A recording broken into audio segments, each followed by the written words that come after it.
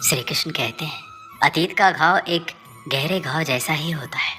ठीक तो हो जाएगा पर निशान जरूर रह जाता है। ऐसे में आप उसे देखकर उससे सीख ले सकते हैं कि दोबारा ऐसी गलती ना हो, या उससे भी गहरी चोट खा सकते हैं उस गलती को दोबारा दोहरा कर। इसलिए अतीत को कोई भूल नहीं पाता है, मगर उस अतीत को अपने वर्तमान और भविष्य से खिलवाड़ करने से रोक जरूर सकता है। अगर बीते हुए कल के साथ अच्छी यादें जुड़ी हो तो इंसान उन्हें नहीं भुलाना चाहता, बल्कि चाहता है कि वो दोबारा इन यादों को जिए। और कुछ बुरी यादें हो तो उन्हें वो भुलाना चाहता है।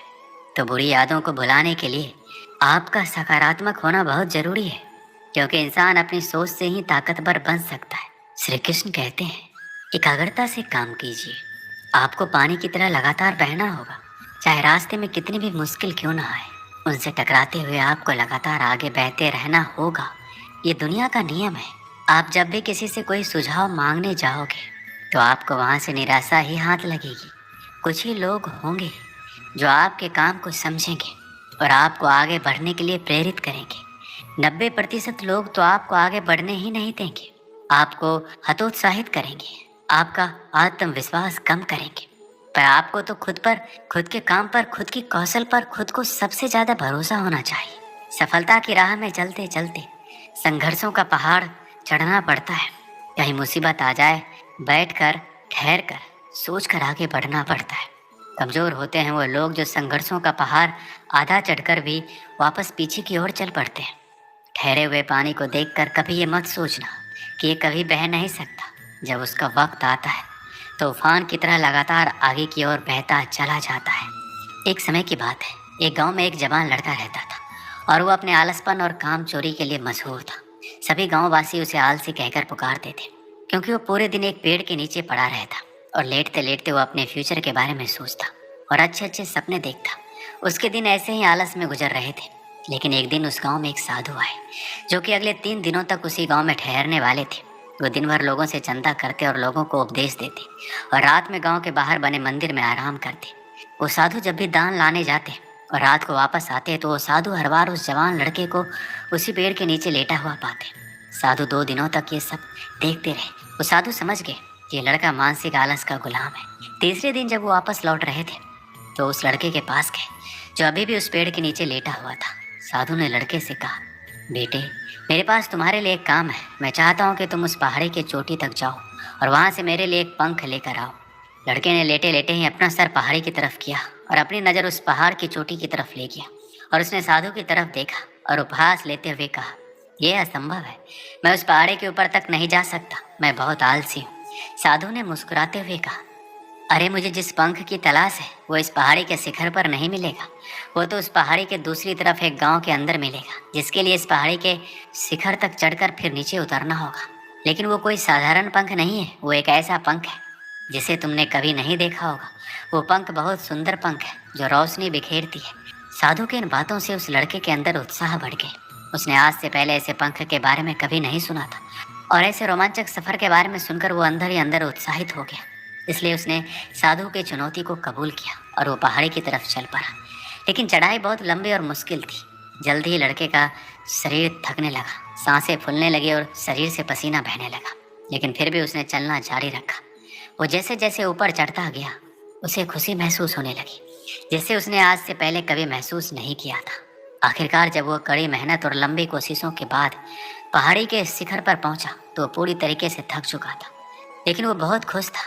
उसे अंदर से आत्मसंतुष्टि का एहसास हो रहा था। उसके चेहरे पर योद्धाओं जैसी मुस्कान थी, जैसे उसने कोई युद्ध जीत लिया हो। फिर उसने पहाड़ी के शिखर से नीचे देखा।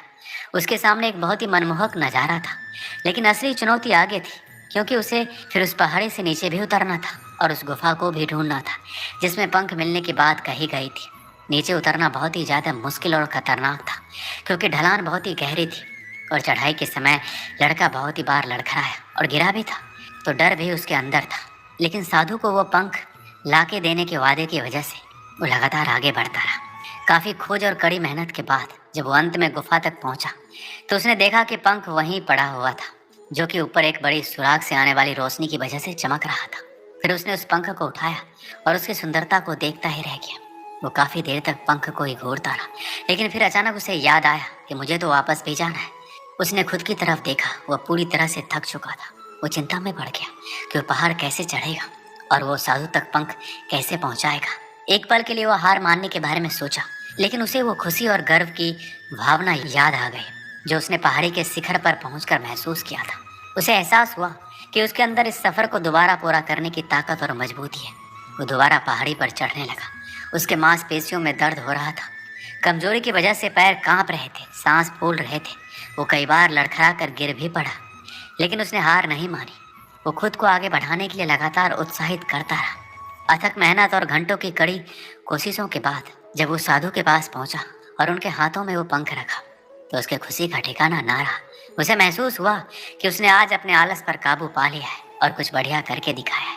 उसके चेहरे पर इतनी खुशी और संतुष्टि का भाव देखकर साधु मुस्कुराए और बोले, बहुत बढ़िया मेरे बच्चे, आज तुमने जीवन का बहुत ही महत्वपूर्ण सबक सीखा है कि आलस जैसी कोई चीज़ नहीं है, बल्कि आलस एक चुनौती है जिसे दूर करना होगा। ये एक बाधा है जिसे पार करना होगा, और आलस को खत्म करने के लिए तुम्हें अपना पहला कदम उठाना ही होगा।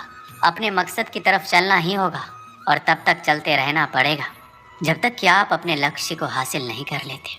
लड़के ने साधु के शब्दों की गहराई और उनके मकसद को समझते हुए हाँ में अपना सर हिलाया। आज उसे एहसास हुआ कि वो हमेशा ही बड़ी और महान चीज़ें करने में काबिल था, लेकिन उसके आलस ने उसे रोक रखा था। अब वो जानता था कि उसके पास रास्ते में आने वाली किसी भी बाधा को वो दूर करने की ताकत और मजबूती है। इसके बाद साधु ने उस लड़के को आशीर्वाद दिया और उस गांव से चले गए। ठीक उसी प्रकार जब कभी हिम्मत टूटने लगे तो थोड़ा ठहर जाना, थोड़ा सा सोचना, फिर अपने दिमाग का इस्तेमाल करके आगे बढ़ना। यहाँ आपकी संकल्प शक्ति आपके काम आएगी। सफलता आपके कदमों में होगी, भले ही देर से मिलेगी, पर मिलेगी जरूर। बस खुद पर यकीन रखना। श्री कृष्ण कहते हैं, जब भी आप कुछ अच्छा और नया करने की सोचोगे तो आपके रास्ते में कई सारे मुसीबतें आएंगी। खराब से खराब परिस्थिति आपके सामने आती जाएगी जो आपके आत्मविश्वास के स्तर को गिराएगी। इस परिस्थिति में आपके क्यों और कैसे, ये दो शब्द आपको ताकत देंगे, आपका शक्ति बढ़ाएगा, आपको मानसिक रूप से ताकतवर बनाएगा, हर परिस्थिति से लड़ने और करने की ताकत देगा। और यही सही समय होता है खुद को जानने का, खुद के आत्मविश्वास के स्तर को जानने का। इस विकट परिस्थिति में या तो इंसान पूरी तरह से टूट जाता है, या अपना मार्ग बदल लेता है, या फिर अपनी सफलता का ख्वाब अधूरा छोड़ देता है। और दूसरी ओर जो इंसान डटकर हर परिस्थिति से लड़कर सहकर अपना पूरा काम पूरी ईमानदारी से करता है, वो निखर जाता है और सफलता को पाता है। जब हम नए काम करते हैं तो हमसे छोटी गलतियां होती हैं, लेकिन कई बार ऐसा भी होता है कि सब कुछ सही होने के बावजूद भी कुछ लोग ऐसे भी होते हैं जो बार बार होने वाली गलतियों की वजह से हार मान लेते हैं। उन्हें ये डर रहता है कि जिस काम में वो बार बार असफल हो रहे हैं वो काम करना उनके बस से बाहर है। लेकिन जो लोग अपनी गलतियों से सीखना जानते हैं वो कभी हार नहीं मानते। अगर हम कुछ नया सोच सकते हैं तो हम उसे कर भी सकते हैं, लेकिन उसके लिए हमें अपने आप पर पूरा भरोसा होना चाहिए। हम अक्सर अपनी नाकामयाबी का मुख्य कारण दूसरों को मानते हैं।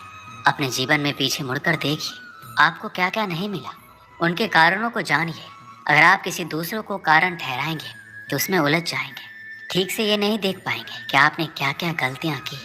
अगर पास्ट में आपने किसी और को अपनी जिम्मेदारियाँ उठाने दी तो उसकी भी कुछ न कुछ वजह रही होगी, और जब ये बात आपके समझ में आ जाए तो उसी वक्त से अपनी जिम्मेदारियों का बोझ खुद से उठाना शुरू कर दें।